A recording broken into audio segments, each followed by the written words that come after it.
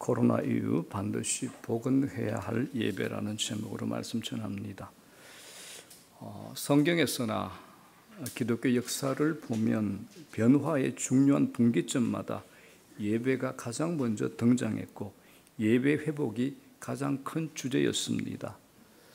구약 성경의 구약 시대의 가인과 아벨, 노아, 아브라함, 야곱, 그리고 성경 선지서 곳곳마다 예배가 무너짐으로 그들의 삶이 무너지고 예배가 살아있는 거룩한 산 제사가 될 때 하나님의 임재와 동행하심이 함께 있었다는 사실을 보게 됩니다.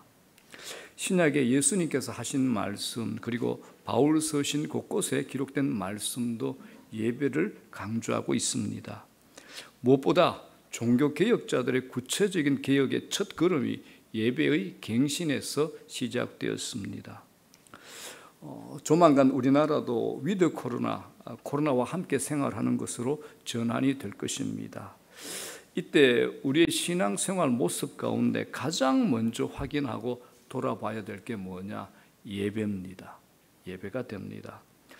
이렇게 예배를 자주 강조하다 보니까 종종 이런 의문을 제기하는 사람들도 있습니다. 예배만 드리면 뭐해? 크리스찬으로서 삶도 살아야지. 예배만 하고 다른 것을 하지 않으면 어떻게 되지라고 의문을 제기하는 분도 있습니다. 그런데 이런 우려는 기우에 지나지 않을 것 같습니다. 우리가 진정으로 예배를 드리는 것이 분명하다면 예배자로서의 삶을 살게 될 것이기 때문입니다.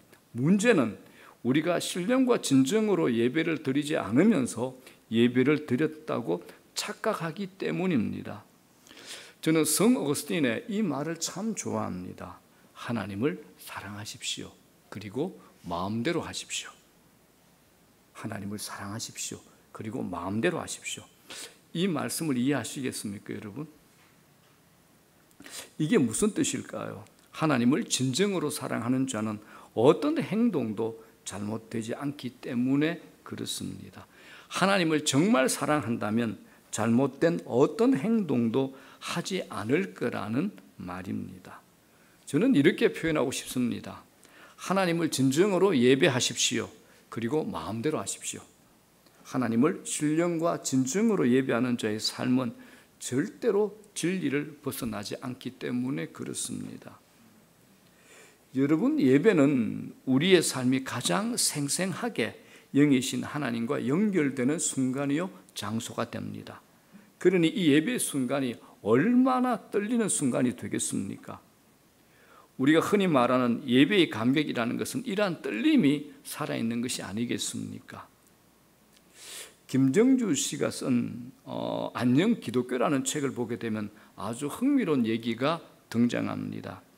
저자가 이제 군산에서 교회 사역을 할 때 꼭 가보고 싶었던 맛집이 있었다고 합니다. 전국의 5대 짬뽕으로 불리는 곳 중에 하나 복승루라는 음식점인데 그 음식점을 지나갈 때면 여리고성처럼 사람들이 줄을 서서 또 둘러싸고 있는 모습을 보았답니다. 늘 궁금했는데 가보지 못했던 그 집을 교회를 사임하던 그때에 함께 봉사하던 교사들과 함께 가게 되었답니다. 저자가 그 집에서 먹고 와서 이런 표현을 합니다. 저자의 표현에 의하면 푸짐한 그릇에 짬뽕이 담겨서 나오는데 비주얼이 장난이 아니었다. 겸한 마음으로 천천히 국물을 떠서 코로 냄새를 험량하고 입으로 투척했다. 암스트롱이 달을 처음 밟았을 때 그 위대한 한 걸음처럼 내 혀는 우주적인 짬뽕에 착륙해 위대한 한 걸음을 맛보았다. 끝내주는 맛이었다. 표현이 너무 멋져가지고 저도 꼭 한번 가서 먹고 싶습니다. 그런데 놀랍게도 함께 왔던 선생님들 중에 대부분이 그 음식점이 처음이었다고 합니다. 왜요? 바로 옆에 있으니까. 언제든지 갈 수 있으니까. 그렇게 힘들게 서서 기다리면서 먹어야 되나 싶어 하는 생각이 들어서 대부분의 함께 간 선생님들이 처음이었다라고 합니다. 자, 여러분, 우리들에게도 예배가 이렇게 되어버렸지 않았습니까? 우리들에게도 예배가 이렇게 되어버리지 않았습니까? 유튜브로, 온라인으로, 대한민국에 내려오는 최고의 교회들, 최고의 설교자, 그래서 언제든지 예배 드릴 수 있다는 교만한 자신감이 우리에게 있지 않습니까? 저에게 이런 질문을 하는 교인들이 있었습니다. 목사님, 설교할 때 아직도 떨리세요? 저에게 언제나 예배는 떨며 준비해야 되는 거룩한 씨름입니다. 참 힘든 씨름입니다. 왜냐하면 준비하는 그 시간에 주시는 하나님의 음성에 민감하려고 나를 열어놓기 때문에 그렇습니다. 코로나로 인해 가지고 온라인으로 언제나 가능한 예배가 되어버려서 예배가 너무 가벼워졌습니다. 이게 정말 제 큰 걱정입니다. 요한복음 4장 오늘 본문에 수가성 사마리아의 여인에게 예수님이 하신 말씀이 있죠. 자, 4장 23절 한번 보겠습니다. 다 같이 한번 읽어볼까요? 시작. 아버지께 참되게 예배하는 자들은 영과 진리로 예배할 때가 오나니 곧 이때라. 아버지께서는 자기에게 이렇게 예배하는 자들을 찾으시느니라. 이 말씀 가운데 아주 중요한 그 두 가지를 발견하게 됩니다. 하나는 하나님께 참되게 예배하는 자들은 영과 진리로 예배한다는 것. 영과 진리로 예배하는 것. 하나님의 영은 문제가 없죠. 홀리 스피릿은 문제가 없다. 우리의 영, 내 영이 문제가 되죠. 다른 하나는 영과 진리로 예배하는 자들에게는 지금 이 시간 성경의 표현대로 지금 이때가 가장 소중한 예배 시간이라는 겁니다. 여러분, 예배에는 때가 있습니다. 때가 있습니다. 예배는 다시 할 수 없습니다. 재방송이 없습니다. 예배하는 이 순간이 가장 귀하고 치열한 순간입니다. 그래서 하나님께서는 지금 이때 신령과 진리로 예배하는 자들을 찾으신다는 겁니다. 우리들이 그런 예배를 조금이라도 사모하고 생각한다면 예배 시간, 예배 자리, 예배 태도가 달라지지 않겠습니까? 미국에 존경받는 베들레헴 침례교회 존 파이퍼 목사님이 이런 말씀을 하셨습니다. 이 우주에는 위대한 두 가지 열정이 있다. 영광을 받으시려는 하나님의 열정과 만족을 얻으려는 인간의 열정이 있다. 그런데 이 두 가지는 충돌하지 않는다. 왜냐하면 예배를 통해서 동시적으로 만족되어질 수 있기 때문입니다. 하나님은 내가 하나님 한 분으로 만족할 때 내 안에서, 우리 안에서 영광을 받으시기 때문이다. 이런 말을 합니다. 여러분, 예배는 하나님의 열정과 인간의 열정이 만나 만족이 일어나는 곳입니다. 하나님의 만족, 우리의 만족이 일어나는 곳입니다. 그렇다면 우리는 정말 예배를 소중하게 여기셔야 됩니다.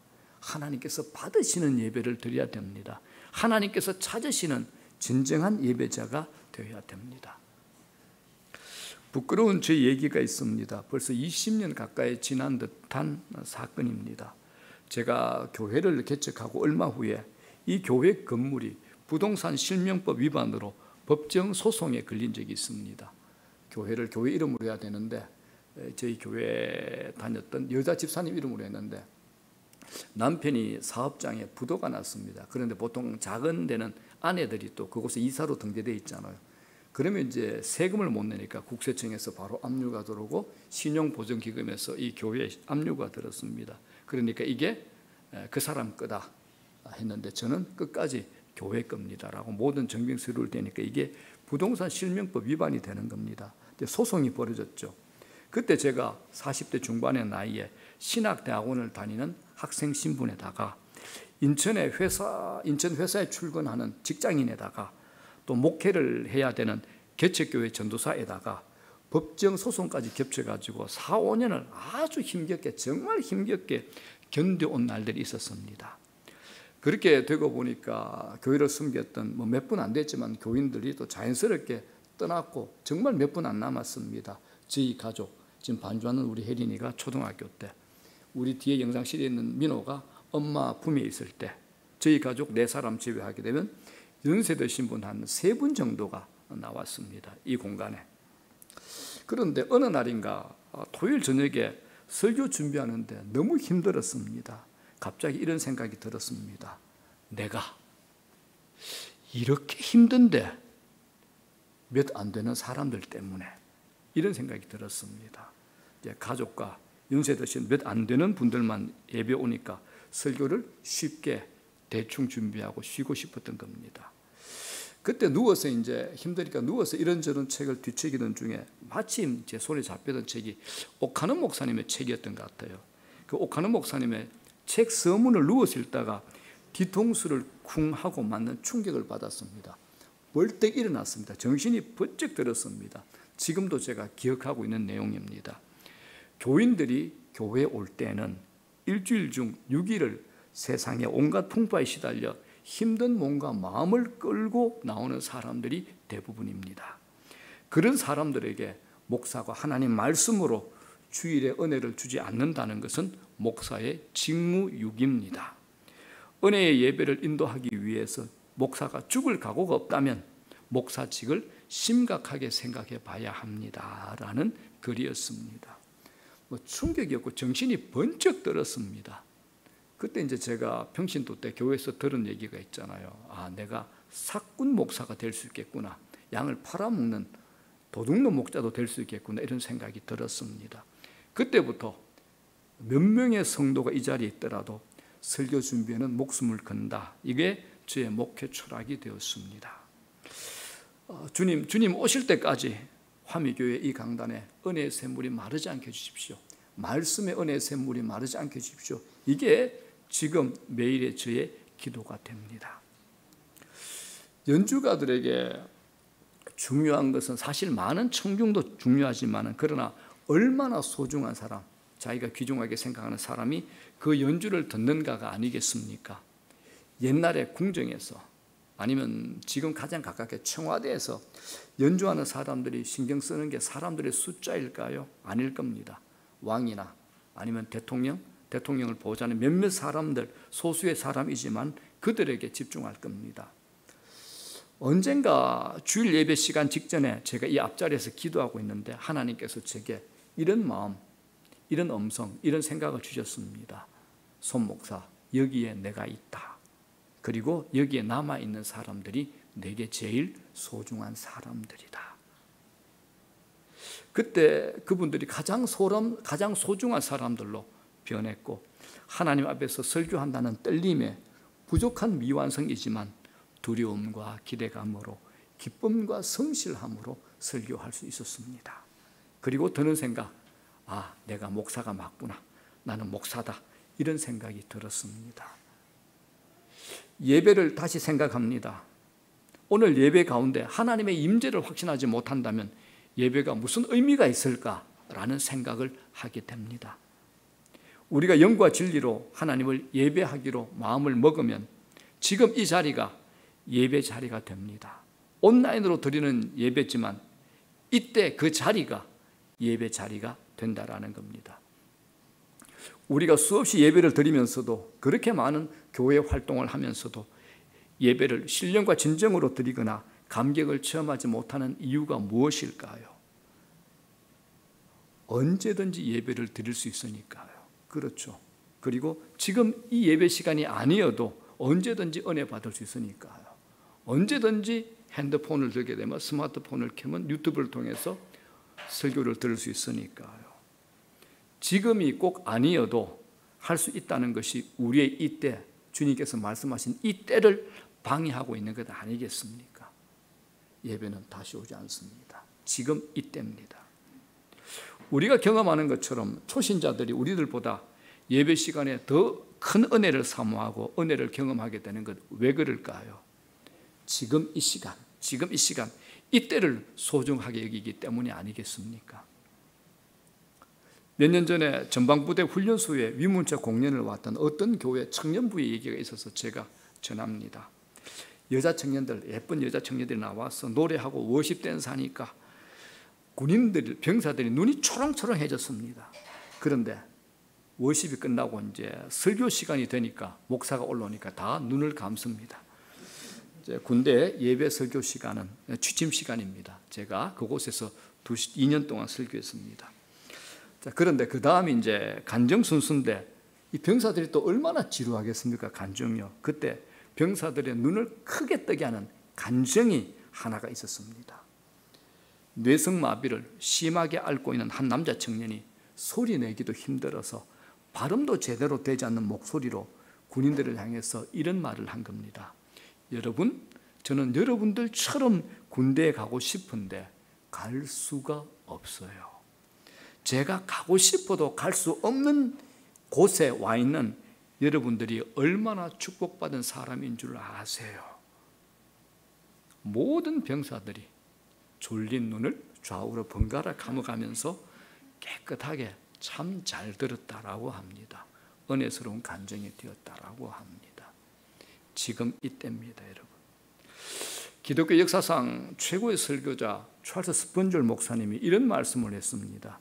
예배에 성공한 자는 인생에 성공한다. 예배에 성공한 자는 인생에 성공한다. 저는 이 말씀을 무조건 믿습니다. 저는 봤거든요. 청년들에게 자주 즐겨 얘기합니다. 너 예배에 성공해라. 네 인생에 성공한다. 예배에 성공하는 자 인생에 성공합니다. 예배는 보는 것이 아닙니다. 영화 보는 것처럼 관람하는 게 아니죠. 예배는 내가 체험하는 겁니다. 하나님의 영광 속에 내가 들어가는 겁니다. 하나님의 은혜가 너무 커서 내 속에 있는 최고의 것을 빵 하고 터뜨리면서 반응하는 것, 그걸 예배라 그럽니다. 그래서 하나님을 사랑하는 마음이 있으면 반드시 예배를 드리게 되어 있습니다. 하나님을 사랑합니다. 예배 안 드립니다. 하나님 사랑합니다. 예배 대충 드립니다. 거짓말입니다.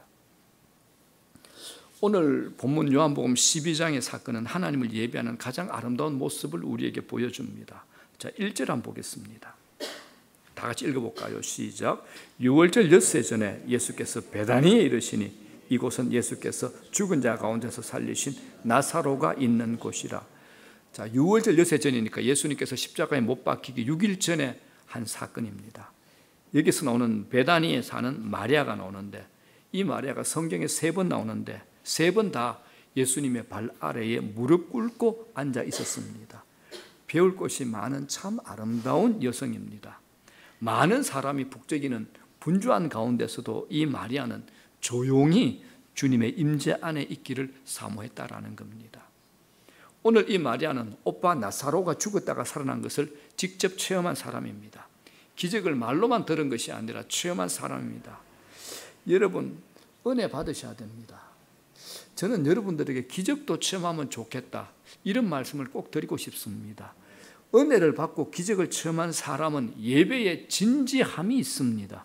몰입이 있습니다. 구경하는 것이 아니죠. 은혜를 받아왔으니까요. 어떤 잡지에서 오래전에 일어났던 한 사건, 월남전에 포로가 된 미군들의 수기가 이제 잡지에 있어가지고 제가 그 이야기를 소개해드리고자 합니다.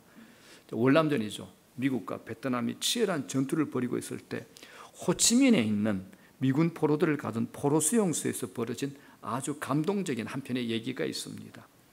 포로 수용소니까 이제 육체적인 고문도 있죠.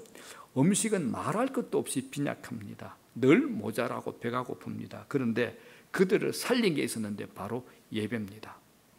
그곳에는 교회도 없죠. 설교자도 없습니다. 성경책도 없습니다. 찬송가도 없습니다. 유일하게 영어로 된 다 낡아 빠진 성경책이 한 권 있었는데 그것도 적군 베트콩 월맹군 장교가 가지고 있었습니다. 그것을 빌리기 위해서는 되게 두들겨 맞아야 된답니다. 그리고 나서 겨우 베껴 쓰도록 허락을 받았는데 그것도 1시간 시간 제한을 받았습니다. 베껴 쓰는 동안에 몽두기로 찌르고 그 앞에서 성경 베껴 쓰고 있는 그 앞에서 담배 뻑뻑 피우고 손짓검으로 머리 막 때리고 하는데 이런 방해를 받으면서 성경을 베껴 썼답니다. 그리고 베껴 쓴 그것을 하루 만에 암기를 해야 됩니다. 동료들이 돌아가면서 외우는 겁니다. 김상사, 너는 요한복음 12장 1절에서 9절까지 암송해야 돼. 이병장, 너는 9절에서 15절까지야. 이걸 잊어버리면 성경 본문이 사라지는 거야. 그래서 최고의 집중력으로 목숨을 걸고 말씀을 암송했답니다. 말씀이 성육신이 되는 거죠. 이런 식으로 매일 필사적으로 성경 암기를 합니다. 그리고 그 암흑 같은 감옥에서 암송한 그 말씀을 돌아가면서 봉독하면서 예배를 드립니다. 그리고 찬양도 합니다. 찬양도 소리 내어서 찬양하면 두들겨 맞습니다. 입술로만 합니다. Amazing grace, how sweet the sound. 제가 영어로 아는 유일한 찬양입니다. 감동하지 마십시오. 자, 소리 내어 부르지는 못하지만 모두가 이 찬양하면서 웁니다. 어메이징 그로스, 나 같은 죄인 살리신 주님의 크신 은혜 놀라와 다 웁니다. 그리고 예배 마지막에 뭘 하느냐? 성만찬을 합니다. 빵과 포도주가 없잖아요. 대신에 자기들의 식사, 말라 비틀어진 빵, 묽은 스프에 11조에 10분의 1을 떼어서 그것을 나누면서 성만찬을 합니다.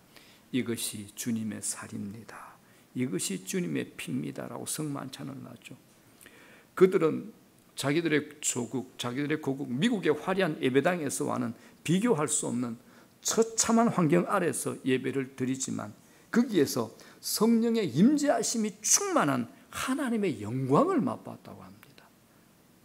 하나님의 임재가 충만한 하나님의 영광을 맛봤다고 합니다. 그 예배가 그들을 죽음 같은 고통에서 살려냈습니다. 여러분, 예배란 거룩한 하나님과 죄인인 인간이 만나는 겁니다. 높으신 하나님과 낮고 천한 우리가 만나는 겁니다. 이 자리에 하나님께서 찾아오시는 것이 예배가 됩니다. 그리고 이 예배 안에 하나님의 말씀이 있습니다. 음성이 있습니다. 하나님께서 우리에게 하시고 싶은, 들려주고 싶은 말씀이 있다라는 겁니다. 오늘 본문의 마리아는 예수님의 말씀에 몰입합니다. 예배자들 중에 대부분이 설교를 듣습니다. 그런데 그 말씀에 완전히 몰입하는 사람들은 드뭅니다. 그런데 마리아는 주님의 말씀에 몰입합니다. 말씀이 주는 진리의 영광 안에 완전히 파묻혀 버립니다. 마리아는 그 말씀 안에서 십자가의 복음을 깨닫습니다. 우리를 구원하러 오신 주님께서 반드시 십자가의 고난의 길을 거쳐야 우리 죄를 씻어줄 수 있다는 그 복음을 깨닫게 됩니다. 그러나 함께 있던 다른 제자들은 아무도 그 십자가 복음을 아직까지 깨닫지 못했던 겁니다. 말씀에 몰입을 했던 마리아가 이런 반응을 합니다. 자, 3절이죠. 다 같이 한번 읽어보겠습니다. 시작. 마리아는 지극히 비싼 향유 곧 순전한 나드 한 근을 가져다가 예수의 발에 붓고 자기 머리털로 그의 발을 닦으니 향유 냄새가 집에 가득하더라. 유대 풍습에 의하면 고귀한 자들에게만 향유를 붓게 됩니다. 이 향유의 값어치가 300데나리온, 지금 가격으로 환산하게 되면 한화로 3천만 원 내지 4,500만 원 그 정도 사이가 될 겁니다. 마리아가 자기 전 재산을 다 털은 겁니다. 은행 계좌에 있는 모든 돈을 전부 모아서 최고의 향유를 사서 향유가 담긴 그 옥합을 곁들여 예수님의 머리에 부은 겁니다. 그리고 자신의 고귀한 머리칼로 먼지가 가득한 예수님의 발까지도 닦습니다. 왜 마리아가 향유를 깨뜨려 예수님의 머리에 부었을까요? 자, 7절이죠. 예수님이 이렇게 말씀합니다. 예수께서 이르시되 그를 가만두어라. 나의 장례할 날을 위하여 그것을 간직하게 하라고 하십니다. 나의 장례할 날을 위하여. 그건 십자가를 통한 온 인류의 구원을 준비하는 예수님의 십자가 걸음입니다. 마리아는 예수님의 십자가를 알았다는 겁니다. 예수님의 십자가 사건, 십자가 복음을 알았다는 겁니다. 예수님과 함께 다녔던 제자들은 아무도 몰랐는데 말씀에 집중한 마리아만 알았다라는 겁니다. 십자가 구원의 복음을 미리 알게 된 겁니다. 그 자리에 있는 수많은 사람들은 아무도 몰랐는데 예수님이 죄인들을 위하여 걸어야 할, 죽음을 통과해야 될 십자가의 복음을 이 마리아만 알게 된 겁니다. 그러니까 예수님께서 가만두어라, 그를 가만두어라라고 말씀하신 겁니다. 이런 일에 꼭 끼어드는 존재가 있습니다. 마귀가 끼어듭니다. 자, 4절 5절 볼까요? 다 같이 읽어보겠습니다. 시작. 제자 중 하나로서 예수를 잡아줄 가룟 유다가 말하되 이 향유를 어찌하여 300데나리온에 팔아 가난한 자들에게 주지 아니하였느냐 하니, 가난한 자를 돕자, 이 말은 맞는 말입니다만 자기 삶으로 하지 않으려면 말을 하지 않아야죠. 이때 이미 가룟 유다의 마음속에 탐심과 거짓의 마귀로 채워졌습니다. 여러분, 예배 시간에 조용한 설교의 중요한 내용이 전달될 때 어디선가 기가 막힌 타이밍에 스마트폰 소리가 울립니다. 이게 우연일까요? 우리 교회는 없습니다. 어느 교회든지 설교가 시작되면 잠이 들었다가 설교가 끝이 나면 정확하게 잠이 깨는 분도 있답니다.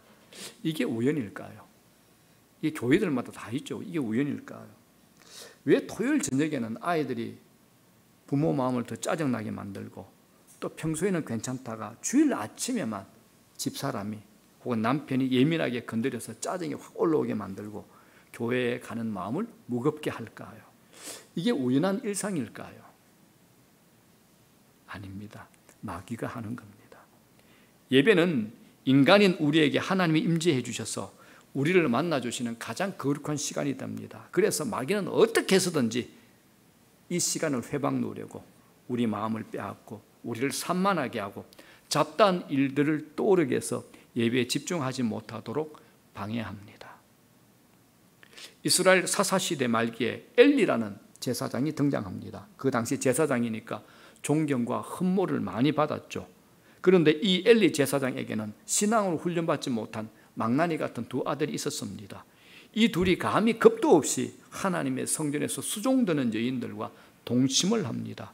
더 무서운 것은 하나님께 올려드린 제물에 대해서 하나님께서 명하신 제사법대로 하지 않고 자기들 욕심대로 하나님께 드릴 예물을 마음대로 갈취를 한 겁니다. 이 부분에 대해서 성경은 이렇게 경고합니다. 사무엘상 2장 17절입니다. 다 같이 한번 읽어볼까요? 시작.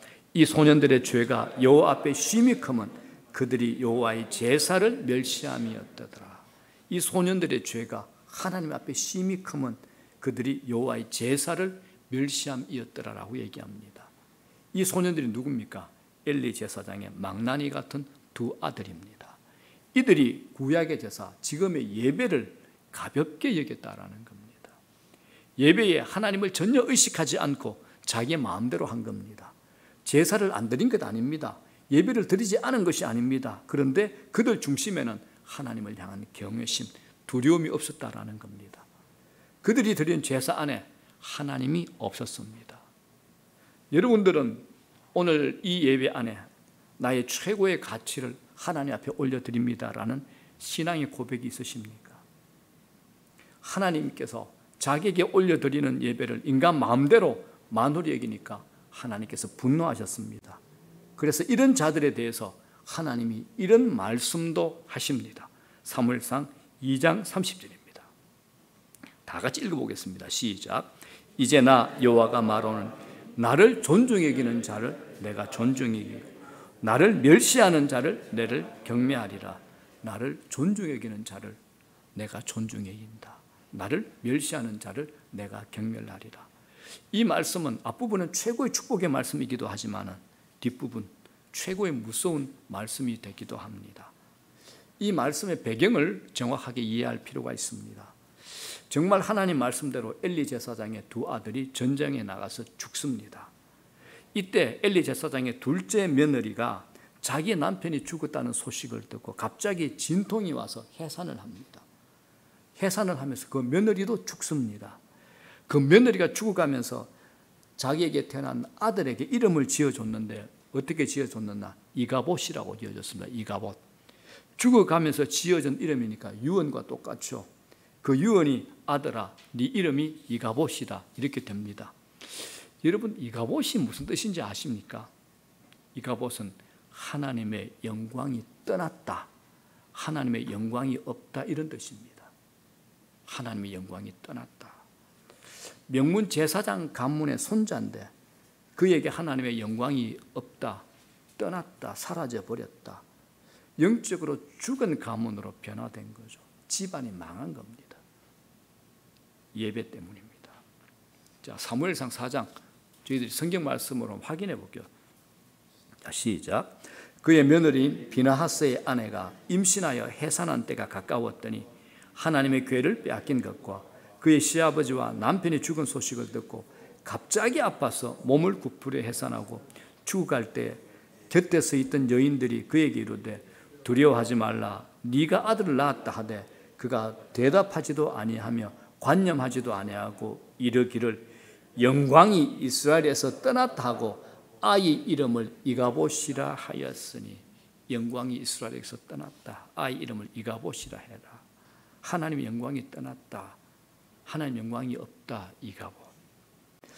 여러분, 예배에는 분명히 성공과 실패가 있습니다. 성경 안에는 예배의 성공과 실패에 대한 기록이 가득합니다. 인류 최초의 살인자 기억하시죠? 아담의 아들 가인입니다. 이 인류 최초의 살인은 하나님께 연락되지 못한 예배 후에 일어났습니다. 그런데 아브라함은 아들 이삭을 모리아산에서 제물로 드리는 예배를 드림으로 하나님께 인정받고 믿음의 조상이라는 칭호를 받습니다. 이스라엘 최초의 왕 사울 왕은 단 한 번의 예배로 제사장 사무엘로부터 망령되이 행했습니다. 왕이 망령되이 행했습니다라는 말을 듣고 하나님께로 버림받고 왕족 일가의 운명이 바뀌어버리죠. 구약 성경 이사야, 예레미야, 호세야, 아모스, 말라기 같은 선지서를 읽어보십시오. 예배에 실패한 이스라엘이 이방 제국에 정복당하여 노예로 붙잡혀 갑니다. 특별히 이사야 선지자는 우리가 예배 드릴 때 마음에 없는 예배를 하나님이 얼마나 싫어하시는가를 적나라하게 표현합니다. 한번 읽어볼게요. 쉬운 성경 제가 3번역으로 올렸습니다. 이사야서 1장 11절에서 14절 다 같이 읽습니다. 시작. 주께서 말씀하신 무엇하러 나에게 이 많은 재물을 바치느냐. 나는 이제 수량의 번제물과 살찐 짐승의 기름기가 지겹고 나는 이제 수송아지와 어린 양과 숫염소의 피도 싫다. 너희가 나의 앞에 보이러 오지만 누가 너희에게 그것을 요구하였느냐. 나의 뜰만 밟을 뿐이다. 다시는 헛된 죄물을 가져오지 말아라. 다 쓸모없는 것들이다. 분향하는 것도 나에게는 역겹고 추하루와 안식일과 대회로 모이는 것도 참을 수 없으며 거룩한 집회를 열어놓고 못된 집도 함께하는 것을 내가 더 이상 견딜 수 없다. 나는 정말로 너희의 추하루 행사와 정한 절기들이 싫다. 그것들은 오히려 나에게 짐이 될 뿐이다. 그것들을 짊어지기에는 내가 너무 지쳤다. 이스라엘 백성들의 죄사, 예배에 대해서 하나님이 표현하신 것이 있습니다. 11절에 지겹다, 싫다. 너희들 내게 예배 드리지 지겹다, 싫다. 13절에 이렇게 얘기합니다. 역겹다, 참을 수 없다. 더 이상 견딜 수 없다. 14절에 너희들 내게 드린 예배 짐이 될 뿐이다. 너무 지쳤다. 라고 우리들의 마음에 없는 예배에 대해서 말씀하시는 겁니다. 마음이 없는 예배에 대해서 말씀하시는 겁니다. 마음도 없고 진정한 중심이 담기지 않은 예배를 향해서 하나님께서 하신 말씀입니다. 하나님은 예배에 성공한 사람을 찾으십니다. 예배는 성공이라는 말이 마치 성공 공식처럼 거북하게 들릴지 모르겠지만 사실입니다. 실제입니다. 하나님과 관련된 일이기 때문에 그렇습니다. 그리고 시간이 지납니다. 사무엘상 이제 16장에 가게 되면 하나님이 어린 다윗을 왕으로 세웁니다. 그런데 하나님이 다윗을 왕으로 점찍은 이유가 무엇일까요? 하나님은 당시의 왕 사울의 불순종으로 그 왕을 대신한 사람을 찾고 계셨습니다. 이스라엘 땅 전역을 살피고 계셨죠. 진심으로 하나님께 나오는 자를 하나님께서 찾고 계셨습니다. 그러던 어느 날 하나님의 눈길이 베들레헴의 들판 한 구석에 꽂혔습니다. 그게 멈춥니다. 전심으로 하나님께 예배하며 나오는 사람, 바로 다윗을 만난 겁니다. 봐주는 사람 하나 없는 들판에서 홀로 하나님을 찬양하며 사랑을 고백하며 하나님께 예배드리는 다윗, 그가 이스라엘 전체를 다스리는 왕이 된 것 예배자였기 때문입니다. 예배자였기 때문에 그렇습니다. 여러분, 예배는 정말 중요합니다. 구약시대에는 지목받고 구별된 대제사장만 지성소에 들어가 백성의 죄를 대신하여 예배를 드리는 예배자가 되었습니다. 그러나 지금 우리 이 신약시대에는 예수님이 십자가에 달려 돌아가실 때 대제사장만 들어갈 수 있는 지성소 휘장이 찢어지면서 예수 믿는 성도라면 누구라도 1대1로 하나님을 예배할 수 있는 왕같은 제사장이 된 겁니다. 우리가 예배자가 된 겁니다. 이건 여러분 천지가 개벽한 겁니다. 천지가 개벽하게 된 겁니다.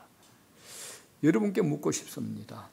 예배는 누구에게 드리는 겁니까? 예배는 누구에게 드리는 겁니까? 하나님께 드리는 겁니다. 자, 그러면 예배의 유일한 청중은 하나님이 되시는 겁니다. 제가 설교를 하니까 여러분들이 설교 듣는 청중, 예배를 받는 청중이라고 착각하시면 큰일 납니다. 여러분들도 하나님께 올려드리는, 하나님의 음성을 듣는 예배자, 말씀을 전하는 저도 이 말씀을 통해서 하나님께 영광을 올려드리는 예배자일 뿐입니다. 우리 모두가 예배자입니다. 예배의 유일한 청중은, 예배를 받으시는 분은 하나님 한 분이십니다. 자, 그렇다면 여러분께 묻고 싶습니다. 여러분은 예배자로 앉아 있습니까? 아니면 관객으로 앉아 있습니까? 여러분은 예배자로 앉아 있습니까? 관객으로 앉아 있습니까? 특별히 예배당이 아닌 가정이나 각자가 머무는 곳에서 예배 드릴 때 시간과 예배 태도를 구별하여 영과 진리로 예배 드리셔야 됩니다. 지금 온라인으로 예배 드리는 분들에게 제가 약간 불편한 마음이지만 묻고 싶은 것이 있습니다.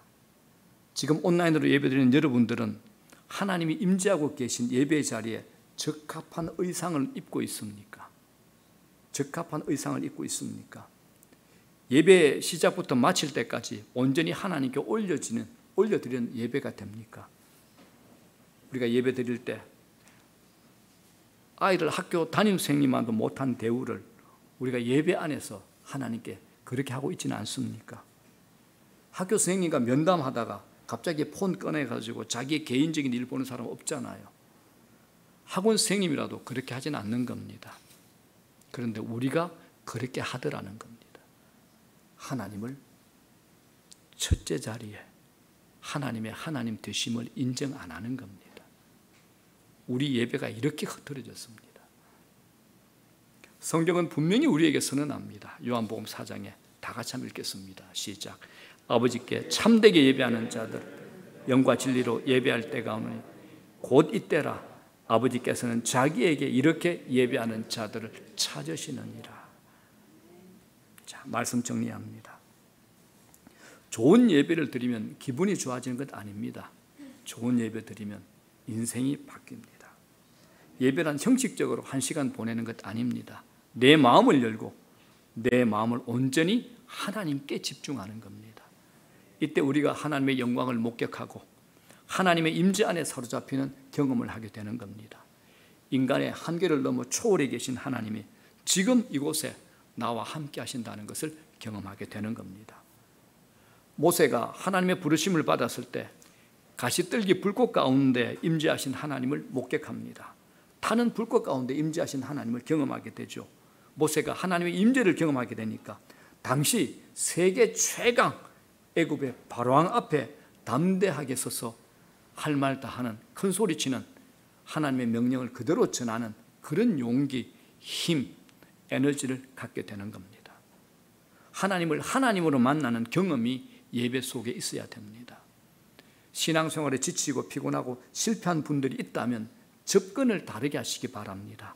영광스러운 예배의 경험이 있기를 주의 이름으로 축원합니다. 우리의 예배 시간이 형식적이지 않기를 바랍니다. 예배 시간만큼은 하나님께 몰두하고 시선을 집중하여 하나님의 임재를 경험하고 하나님의 영광에 사로잡혀 하나님이 지금 나와 함께 하신다는 것을 온몸으로 감동하는 은혜가 여러분들에게 있기를 주의 이름으로 축원합니다. 저는 우리 교회 매 시간 예배 시간마다 하늘 문이 열리는 예배의 시간, 하늘 문이 열리는 예배의 자리가 되기를 원합니다. 하나님의 임재 때문에 숨이 막힐 것 같은 감격적인 경험을 통해서 우리가 상상도 못했던 새로운 세계로 이끌어주시는 독특한 경험이 매주 예배마다 일어나기를 소원하는 겁니다.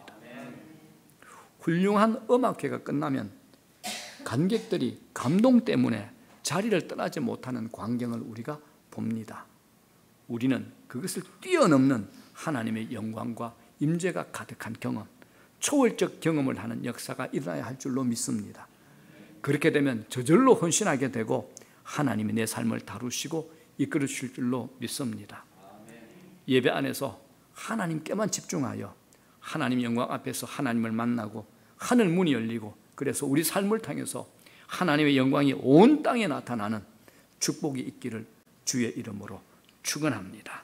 아멘.